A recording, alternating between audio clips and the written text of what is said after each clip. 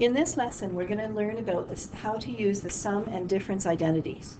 So you're going to have a couple of resources handy and in front of you. Make sure you have your trig identities cheat sheet in front of you that has the identities on it.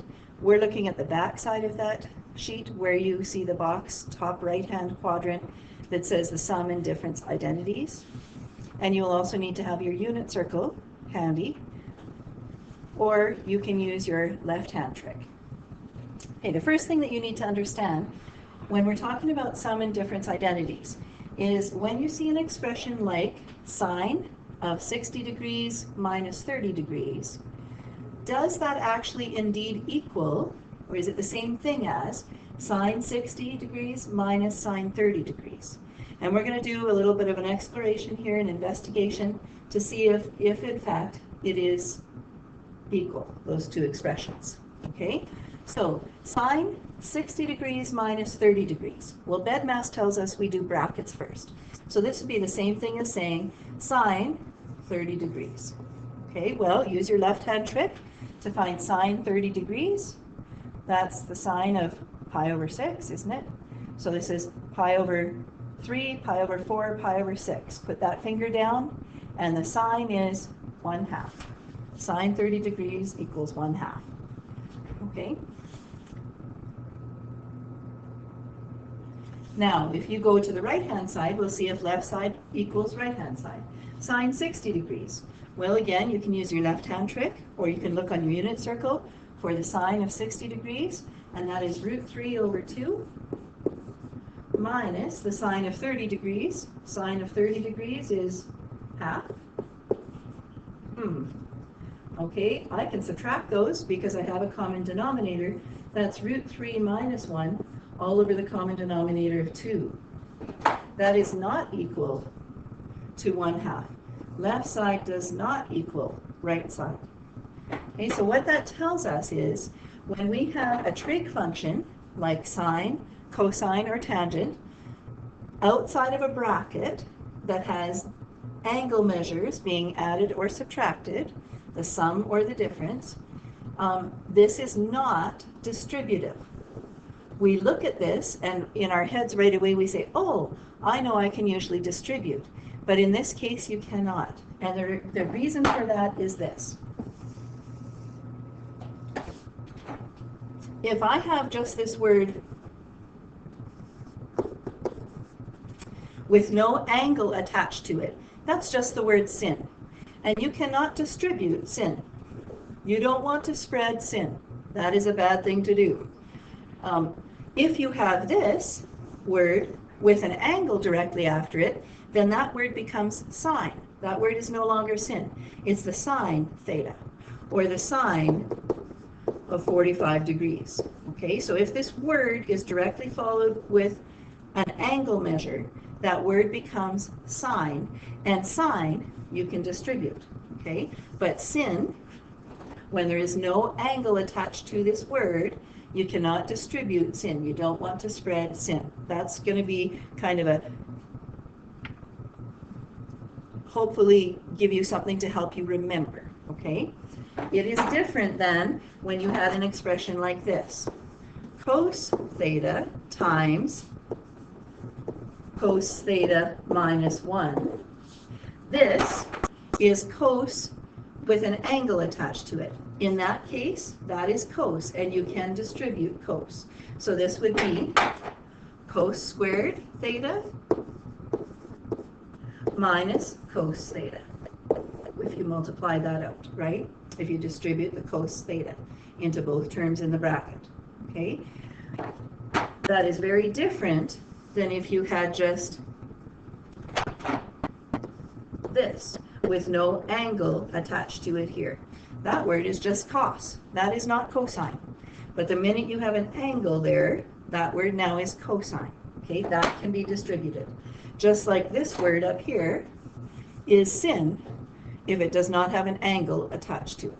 Okay, if it has an angle attached to it, it becomes sine. Same thing with tangent. Tangent has an angle attached to it. When you see an angle after the word tan, that word is tangent. Otherwise, if you just see that word by itself, it's a color. I have tan khaki pants on right now. Okay, that is just a color. The minute you add an angle measure with it, that word becomes tangent. It's a whole different word. Okay, so that's just something you need to understand in order to understand how the sum and difference identities work. Because if you don't understand that, then you might have trouble applying the sum and difference identities to different problems, okay? So just to recap again, if you see a situation like this is just the word sin. There is no angle attached to it. You do not want to distribute sin and spread it around. That's a bad thing to do, okay? So hopefully that corny little way to remember will help you remember, okay? So this is not distributive. You would not distribute that. Okay, so that being said, I want to go over a couple of examples with you of how you would use the sum and difference identities to evaluate an expression. Now, as we know, evaluate means we need to come up with, in the end, a value. Okay, we're looking for a value. And so we're going to apply the sum and difference identities to find the value of sine 165 degrees. Now, the reason that sum and difference identities are so handy is because they help us to find the value of an angle that is not currently on our unit circle. Okay, if you have your unit circle in front of you, you can see that we don't have 165 degrees marked on our unit circle.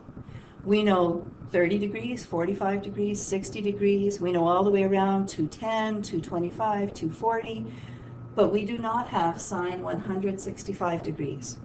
Well, the beauty of sum and difference identities is that we can use these formulas to break this 165 degrees into two of the angles that we do have on our unit circle. So have a look at your unit circle and see if you can figure out how you could break down the number 165 either into two numbers that would add to give you 165 or two numbers that would subtract to give you 165. Two numbers that are currently on your unit circle.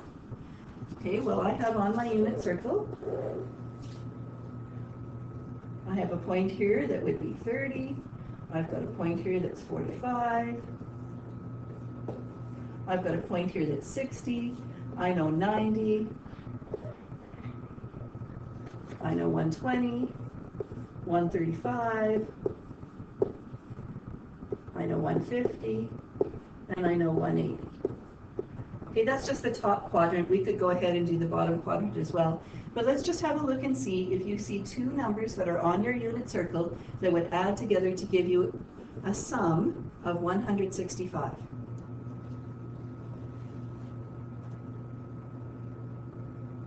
Okay, one possibility is 135 plus 30. 135 plus 30 would give me 165, right? Okay, it's not the only answer.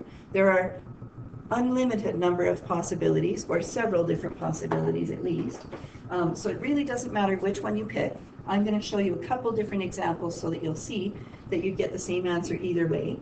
But we're going to use, for this first example, 135 plus 30. Okay, I'm just going to erase this so I have a little more room. I would like you to take out a sheet of paper and do this on a sheet of paper as well. So pause the video now, grab that, so that you can do this with me and get some practice using this identity.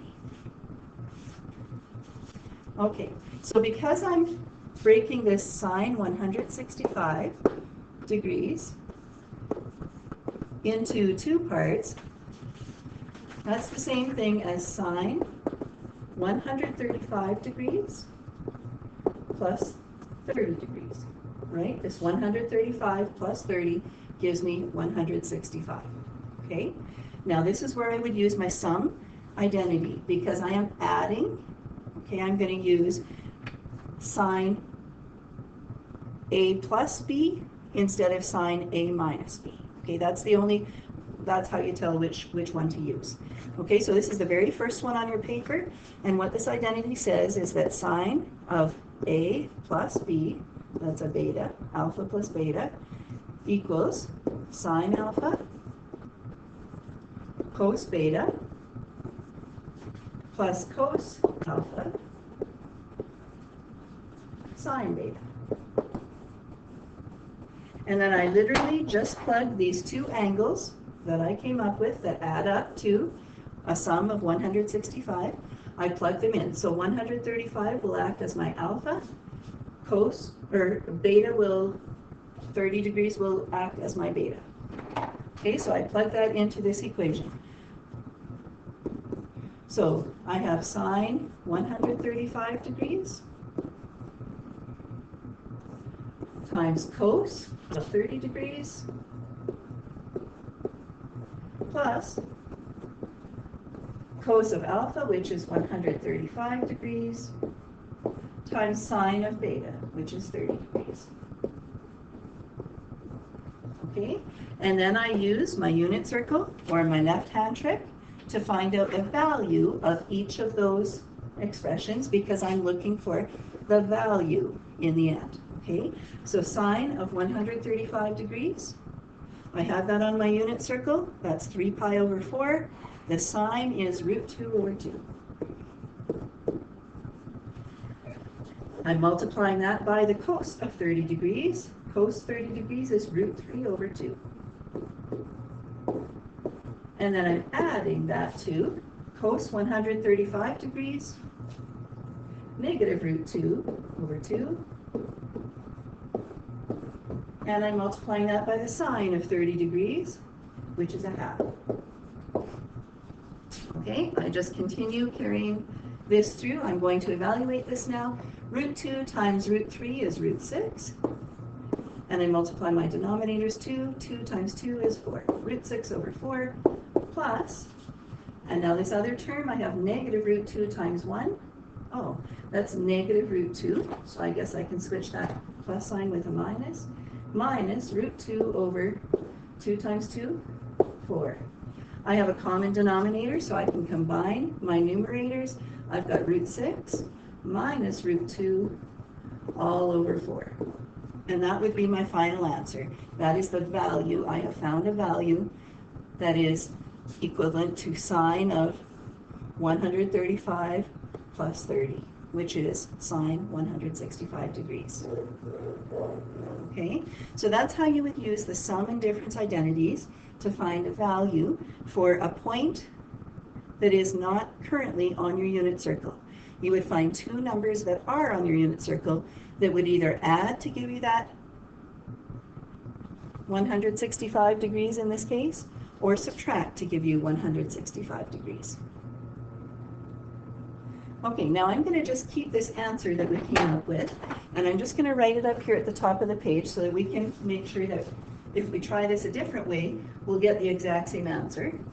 So I'm going to write, we had root 6 minus root 2 all over common denominator 4. That was our answer. Okay, so we'll leave it there so that we can erase all the rest of this and see if we could find sine of 165 degrees using a different two angles.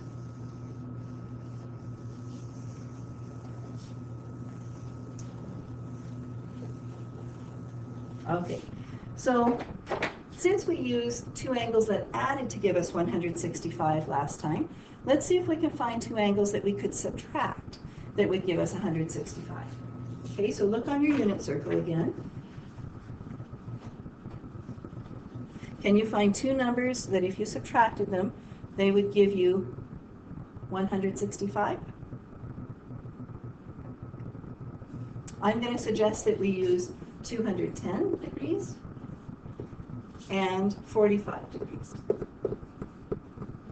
They're not the only ones. There are other ones out there. You may have come up with a different two, and you'll get the same answer either way. Okay, but for this example, let's use 210 because that's on our unit circle, and 45 is on our unit circle, so we can evaluate those. Now this is a difference, so we're going to use the sign of A minus B. So sine alpha minus beta is, the formula for that is sine alpha cos beta minus cos alpha sine beta. Okay, so this means, again, the first angle, that's our alpha, the second angle is our beta. So we're just going to plug that into this equation. So this means sine 210 degrees times cos 45 degrees minus cos 210 degrees times sine 45 degrees. Okay, so now we're going to evaluate each of these using our unit circle or our left-hand trick. Sine 210 degrees is negative 1/2. Cos 45 degrees is root 2 over 2. Minus cos, that should be in brackets, cos 210 is negative root 3 over 2. And that's being multiplied by sine 45, root 2 over 2. Okay, again, we multiply numerators and denominators. Negative 1 times root 2 is negative root 2. Root 2 times 2 is 4. Minus. On this side, I've got negative root 3 times root 2, which is negative root 6. So if I have minus a negative, that's actually a plus. Root 6 over 4. Okay. Now, look back at what the answer was that we got before. And see if you can see if this is going to match. Once I combine my numerator, negative root 2 plus root 6, all over a common denominator of 4. Does this match this answer that we got before? Okay, it actually does, doesn't it? Even though the terms are in the opposite order, this is still a negative root 2, this is a negative root 2. This is a positive root 6, this is a positive root 6. We know that addition is commutative, meaning that 2 plus 3 would give me the exact same answer as 3 plus 2. The order doesn't matter. So I could switch this around and write it as root 6 minus root 2 all over 4, which then would match exactly what we had before. Okay?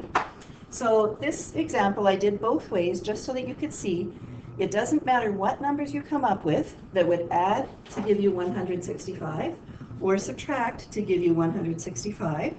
As long as you evaluate them correctly with using your unit circle and multiply and combine terms correctly, you will end up with the value of an angle that is not on your unit circle. Okay, let's try another example. We're going to do tan of 255 degrees. So again, you look on your unit circle and you say, well, 255 degrees is not anywhere on my unit circle.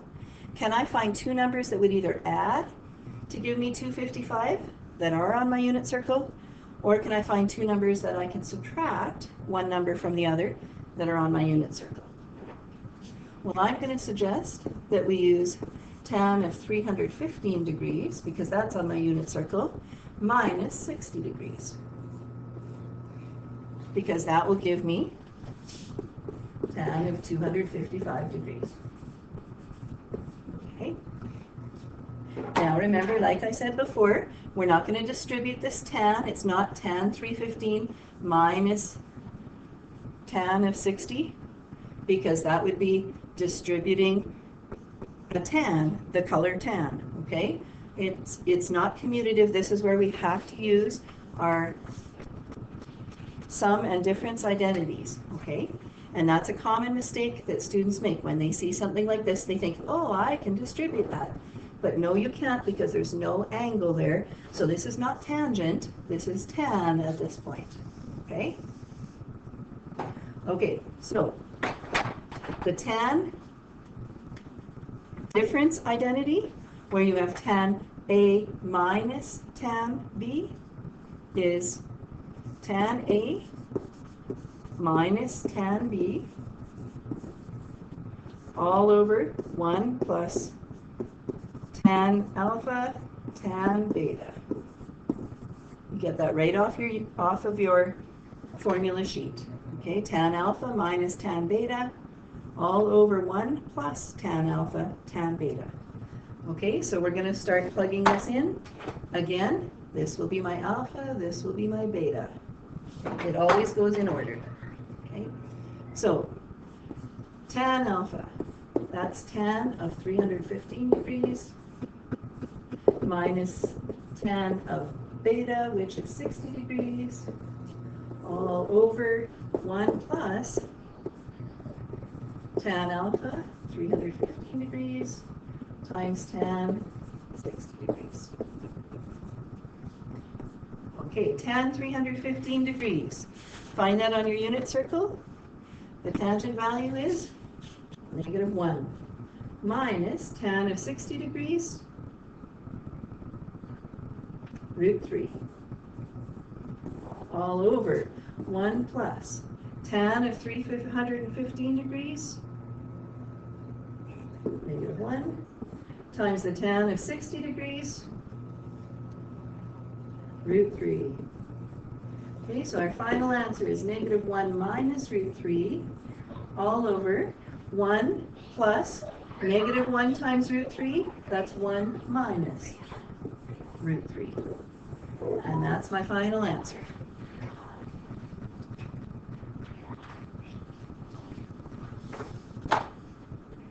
Okay, one last example. Let's try something that instead of in degree form, this one is in radian form. So the cos of 19 pi over 12. Well, unfortunately, when I look at my unit circle, I don't see any 12s there. I see pi over 2s, 3s, 4s, and 6s, but I do not see any pi over 12s. This is nasty looking. But it doesn't have to be. I can take this angle, 19 pi over 12, that is in radian form, and I can use the formula that I know to convert it into degree form. So 19 pi over 12, oops. To convert it into degrees, I'm going to multiply by 180 over pi, which, if you remember, you'll know you have the right formula if your pi's cancel each other out, right? So this is 19 times 180 divided by 12, and you'll get that that is 285 degrees. Okay, so this question is really saying cosine of 285 degrees. I find it easier to work in degrees when I'm faced with a really nasty looking one like this. Okay? Okay, so we're going to figure out two numbers that would either add to give us cos, or 285 degrees, or they would subtract to give us 285 degrees. For this example, I'm going to suggest that we use 225 degrees and 60 degrees. Okay, so we want cos of 225 plus, degrees, plus 60 degrees.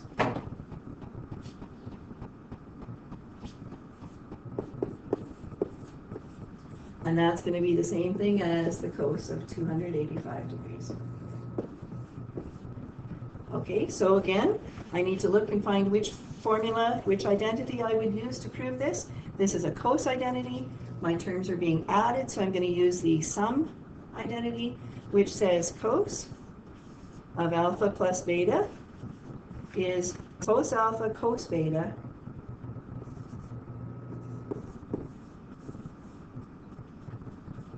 minus the sine of alpha sine beta.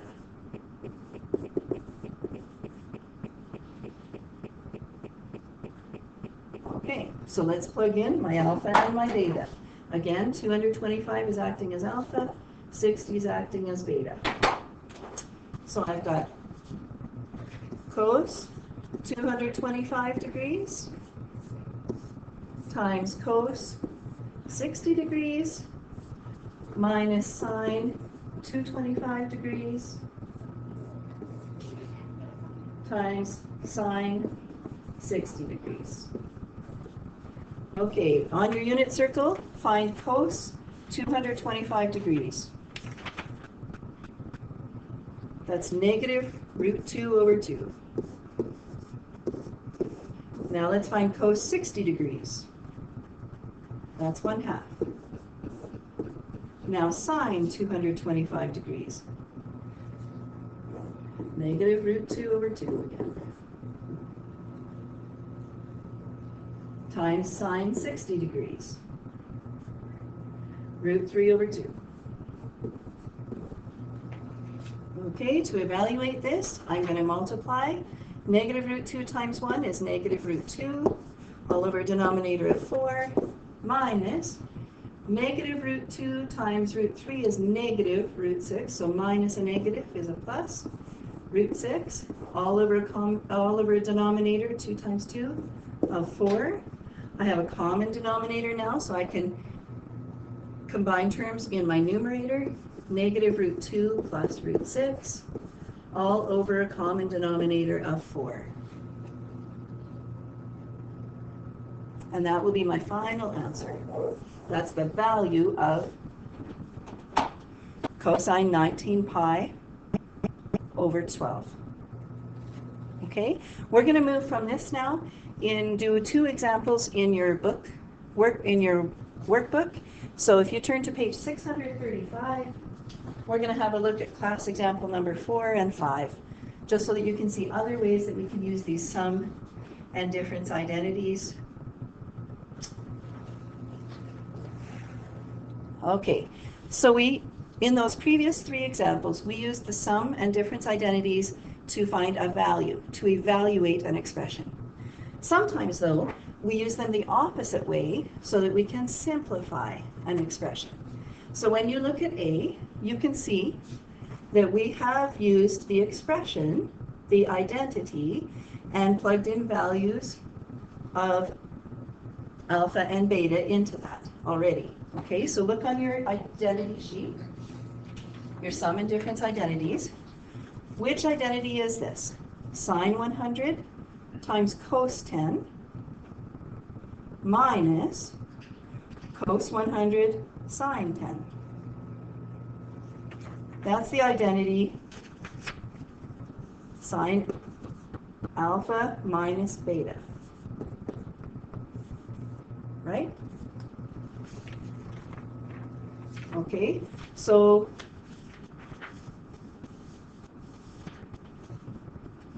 what would be, in this case, what would be angle alpha? What would be angle beta? Well, alpha obviously would be 100 degrees. Beta would be 10 degrees. So this is the same thing as sine.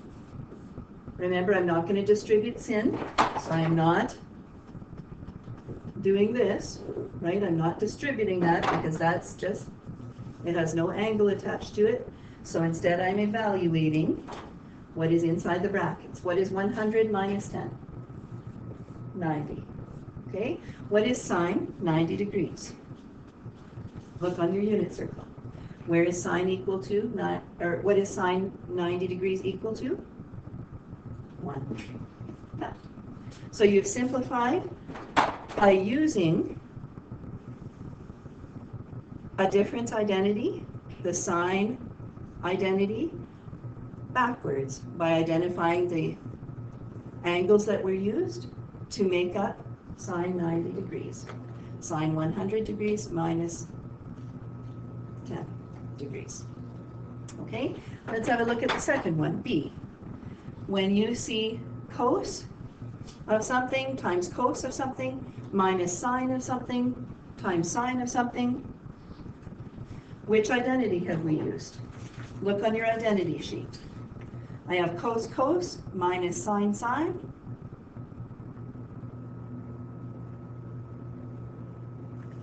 That's this identity. Cos alpha plus beta, isn't it? Okay, so what would be my alpha and what would be my beta? Okay, well, look according to this. The first one, this is my alpha, if you look on your identity sheet, and this would be cos beta, so that angle there is my beta. Okay, so I can plug them back in here. This would be cos of 1/4 pi, which is the same thing as pi over 4, minus theta,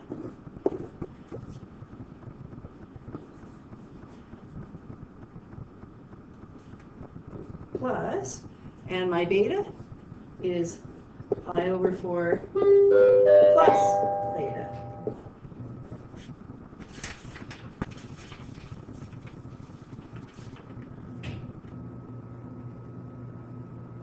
Okay, well, because this is an addition, I guess we can drop those parentheses. So this is the same thing as cos pi over 4 minus theta plus pi over 4 plus theta.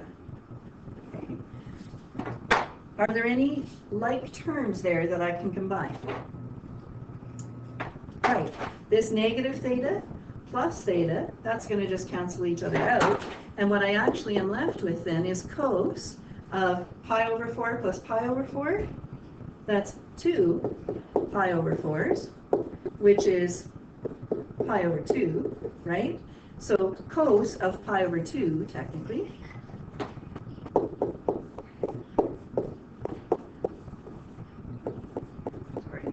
cos pi over 2, which is cos 90 degrees. So you can look on your unit circle and find what cos pi over 2 is, and it is 0.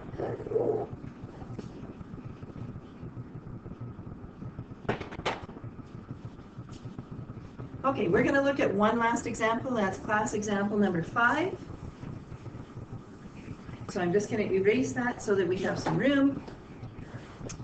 And this says, given that cos A is 3/5 and cos B is 5/13, where that angle A is between 0 and pi over 2, and angle B is between 3 pi over 2 and 2 pi, we need to find the exact value of cos A plus B. Okay, so first we're going to have to figure out what quadrant these angles would be in. So if cos is 3/5, we know that cos is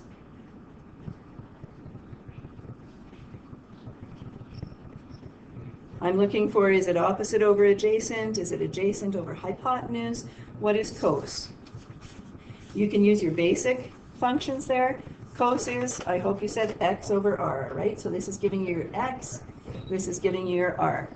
Same thing in B, 5 is your x, r is your 13.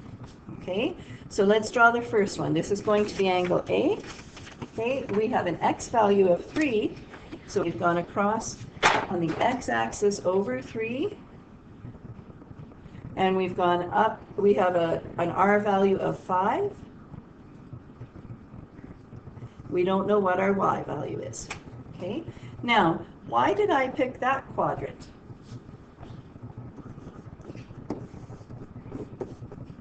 For this angle. All suckers take chemistry. Cos is positive in that quadrant, but cos is also positive down here in this quadrant, right? Okay, how come I only drew it in this quadrant right here? Look at your domain. It says this angle A has to be between 0 and pi over 2. So that means it has to be in this first quadrant, right? Because this is pi over 2 right there. Okay, so I know that this is the angle we're talking about. Okay, now I need to figure out what this y value is because I don't know what my y value is. How can I use what I know about a right angle triangle to help me find that y value? Right, I'm going to use Pythagorean theorem. So I'm going to say the hypotenuse squared, that's 5 squared, is going to equal 3 squared plus y squared. So y squared is going to equal 25, and I'm bringing this 3 squared over to the other side, minus 9. 16 equals y squared, so y is 4. Okay, once I've got that, I can relabel that here on my diagram. Okay, now let's see if we can figure out where this other angle would be. So we have cos also positive. Okay, but again, we need to figure out all suckers take chemistry. Cos would be positive in either quadrant 1 or quadrant 4. But again, our domain is restricted.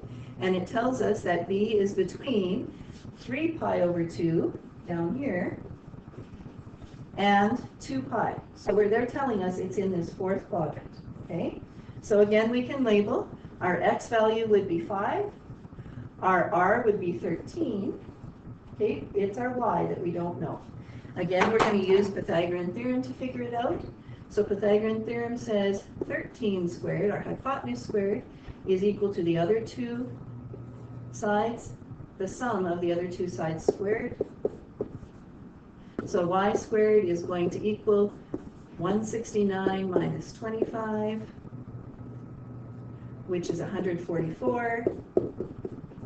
So y is 12. Once you've got that, you can label it. But of course, in this quadrant, my y would be negative 12, right? Okay, so why did I need to know what my y is? Well, because if I have to find the exact value of cos alpha plus beta, that's one of my sum identities, isn't it? Okay, so I have cos alpha plus beta, and if I look on my identity sheet and find that identity, cos alpha plus beta is cos alpha cos beta minus sine alpha sine beta. Okay? Okay.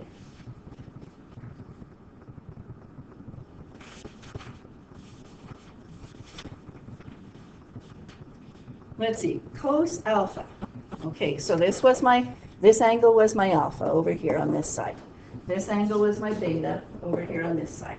Okay, so go to your alpha, and to get the cos fraction, cos is x over r. So we're going to go x was 3 over r is 5. And cos beta, well, here's our beta over here on this side. So this angle, cos is again your x over r, so 5 over 13. Now we need sine of alpha, that's this angle over here. Sine is going to be y over r. So that's why we needed our 4. Y over r, which is 5. And sine of beta, this one, sine is our y distance, that's 12, over our r distance, which is 13. And don't forget that that's actually negative 12 over 13, okay, because it's sine of an angle in this quadrant. Okay, so sine would be negative, okay? And then I could just multiply those out. So I have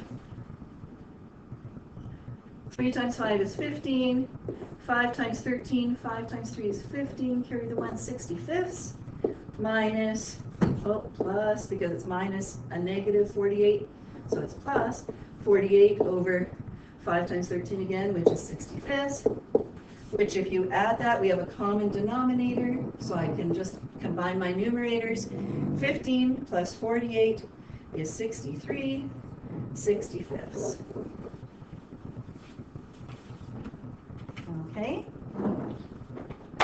All right, so the assignment we're going to do for this lesson is just numbers 1 to 6, so that you get practice using the sum and difference identities to evaluate expressions, find the value, or to simplify expressions, figuring out what the angle was originally. Okay, so give it a try, and then on Monday there will be a video lesson for the class that you miss on Monday, and that will finish off our unit so that we're ready to start perms and comms Tuesday.